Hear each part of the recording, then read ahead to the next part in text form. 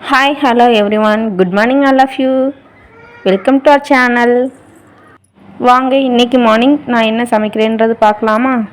இன்னைக்கு உருளைக்கிழங்கு butter beans பட்டாணி போட்டு கூட்டு வச்சு ரசம் தான் வைக்க போகிறேங்க. ஃபஸ்ட்டே நான் வந்து குக்கரில் உருளைக்கிழங்கு வேக வச்சு எடுத்துக்கலான்னு சொல்லிட்டு உருளைக்கிழங்கும் பட்டாணியும் பட்டர் பீன்ஸும் போட்டு வேக வைக்க போகிறேன் குக்கரில். எப்போவுமே உருளைக்கிழங்கு பட்டாணி போட்டு கூட்டு வந்து நான் வச்சதே கிடையாது, எனக்கு வைக்கவே தெரியாது. என்னோடய ஹஸ்பண்ட் தான் எப்பயுமே வச்சு கொடுப்பாங்க. இப்போ ரொம்பவே மிஸ் பண்ணுறேன். வீக்லி ஒன்ஸ் எப்படியுமே இந்த உருளைக்கிழங்கு பட்டாணி போட்டு செஞ்சு கொடுத்துருவாங்க. அவங்க செய்யும்போது நான் கூட இருந்து பார்த்துருக்கிறதுனால சரி நம்ம ட்ரை பண்ணலான்னு சொல்லிட்டு அவங்க செஞ்சதை ஞாபகம் வச்சு அந்த மாதிரி நான் வந்து இன்றைக்கி ட்ரை பண்ணுறேன்.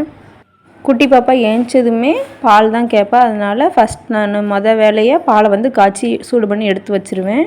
பக்கத்துலேயே வந்து சோறும் அடுப்பில் வச்சுட்டேன், வெந்துக்கிட்டு இருக்குது. ஓரளவுக்கு வெந்துருச்சு, இப்போ வடிக்கிற ஸ்டேஜ் ஆயிடுச்சு. மேரேஜ் ஆன புதுசுலலாம் இங்கே புதுசாக ஒரு குழம்பு வந்து பண்ணுவாங்க. அதுக்கு முன்னாடி நான் மேரேஜுக்கு முன்னாடிலாம் அதெல்லாம் கேள்விப்பட்டதே கிடையாது. இந்த மோர் குழம்பு, இடி சாம்பார், அதுக்கப்புறம் வெள்ளை குழம்பு அப்படின்னு சொல்லிட்டு நிறைய எங்கள் வீட்டில் எங்கள் அத்தை பண்ணுவாங்க. ஆனால் அதெல்லாம் நான் கல்யாணத்துக்கு முன்னாடி சாப்பிட்டதே கிடையாது. மேரேஜுக்கு அப்புறம் தான் இங்கே வந்து நான் கேள்விப்படவே செஞ்சேன். அந்த மாதிரி குழம்புகள் எல்லாமேவும் ரொம்பவே டிஃப்ரெண்ட்டாக இருந்தது. எனக்கு அது ஃபஸ்ட்டு ஸ்டார்டிங்கில் அந்த டேஸ்ட்டு பிடிக்கவுமே இல்லை. இங்கே மேக்ஸிமம் அரைச்சி தான் வைப்பாங்களா, எனக்கு அந்த அரைச்சி வைக்கிறதுமே பிடிக்கவே இல்லை. ஆனால் இப்போ வீக்லி ஒன்ஸ் வந்து மசாலாலாம் வறுத்து அரைச்சி ஒரு புளிக்குழம்பு வந்து வைப்பாங்க.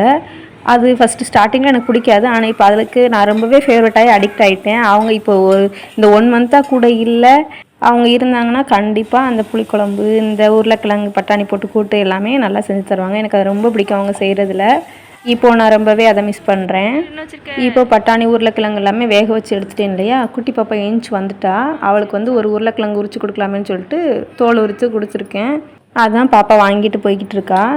பெருங்காயத்தூள் டப்பாவை ஓப்பன் பண்ணுறதுக்கு நான் ஒரு ஷார்ப்பான கம்பியை வந்து அடுப்பில் நல்லா ஹீட் பண்ணி ஓட்டை போட தேவையான இடத்துல வச்சு ஹோல் போட்டுக்கிறேங்க.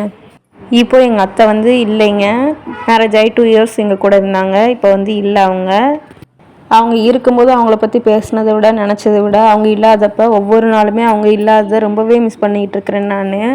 அவங்க கூட இருந்திருந்தாங்கன்னா எனக்கு பிள்ளைங்களை வளர்க்குறதுக்கு செய்கிறதுக்கு எல்லாத்துக்குமே கொஞ்சம் ஈஸியாக இருந்திருக்கும். யாருமே இருந்தாங்கன்னா அது ஒரு மாதிரி தானேங்க, இல்லைன்னா அது ஒரு மாதிரி தானே. அத்தை இல்லை, ஆனால் ஒரு நிமிஷம் கூட அவங்கள நினைக்காம நாங்கள் கிடையாது. ஒவ்வொரு நாளுமே அவங்கள பேசாத நாள் கிடையாது. என்ன செஞ்சாலும் சரி, நான் வந்து என்னோடய ஹஸ்பண்ட்கிட்ட ஏதாச்சும் அத்தையை பற்றி சொல்லிக்கிட்டே தான் இருப்பேன் நான். எங்கள் அத்தையோட நேம் வந்து ராமலக்ஷ்மி. எல்லாருமே லக்ஷ்மி லக்ஷ்மின்னு தான் கூப்பிடுவாங்க. அத்தையோட ஞாபகமாக தான் என்னோடய 2வது பொண்ணுக்கு லக்ஷ்மின்னு சொல்லி நேம் வந்து ஆட் பண்ணியிருக்கிறோம். அவளை கூப்பிடவே லட்சுக்குட்டின்னு தான் கூப்பிடுவோம். ஆனால் அத்தை இல்லாத குறைய வந்து எங்கள் மாமா வந்து எங்களுக்கு காமிச்சிக்கிட்டதே கிடையாது.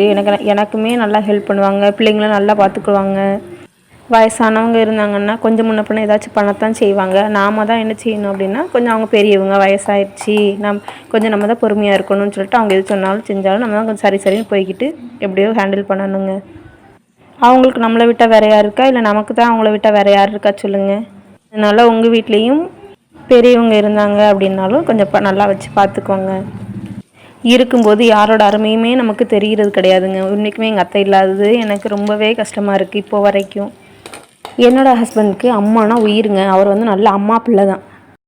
அப்படி எதுக்கு எடுத்தாலும் அம்மான்னு இருந்தவருக்கு இவங்க கஷ்டப்பட்டு வேலை பார்த்தப்பெல்லாம் கூட இருந்தாங்க.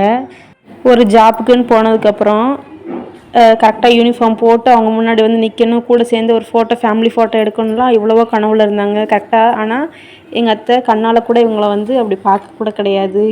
ஆனால் இது வரைக்கும் ஆச்சுங்க, என்னோடய ஹஸ்பண்ட் வந்து இப்படிலாம் ஃபீல் பண்ணுறேன் மனசுக்குள்ளே இருக்குதுன்னு என்கிட்ட ஷேர் பண்ணதே கிடையாது. ஆனால் எனக்கு புரியுங்க, அதெல்லாம் ரொம்ப கனவாக இருந்தாங்க. ஃபேமிலியோடு இப்படிலாம் ஃபோட்டோ எடுக்கணும், அம்மா அப்பாவெல்லாம் நல்லா பார்த்துக்கணும், அந்த மாதிரிலாம் நிறைய இருந்தது அவங்களுக்கு. பட் எங்களுக்கு வந்து அத்தை கூட இருக்கணும்னு இல்லை. ஆனால் எங்களோட குட்டி பாப்பா வந்து அச்சலாம் அப்படியே பார்க்குறதுக்கும் சரி எல்லாமே எங்கள் அத்தை மாதிரியே தான் இருப்பாள். அதனால் நாங்கள் எங்கள் கையிலே அத்தை வந்து தவழ்கிறாங்க நாங்கள் நினச்சிக்கிடுவோம், அவ்வளோதாங்க.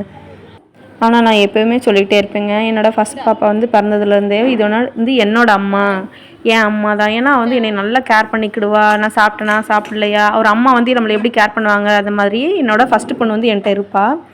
2வது பொண்ணு வந்து அப்படியே அச்சு பிசுறாமல் எங்கள் அத்தை மாதிரியே இருப்பாள். பேரும் அது மாதிரி அத்தையோட பேர் தான் வச்சுருக்கு.